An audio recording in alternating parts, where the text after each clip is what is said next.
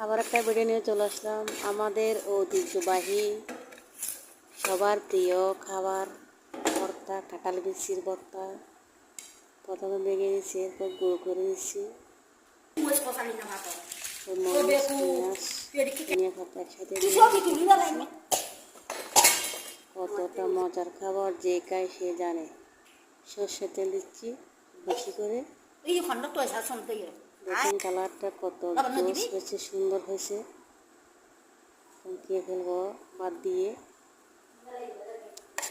এগুলো পছন্দ করে না এমন মানুষ পৃথিবীতে নাই, বাংলাদেশেও নাই। সবাই এগুলো খেতে বেশি বেশি ভালোবাসে, ইচ্ছে করে খেতে, তাই সবাই খায়। দেখেন কত সুন্দর হয়েছে।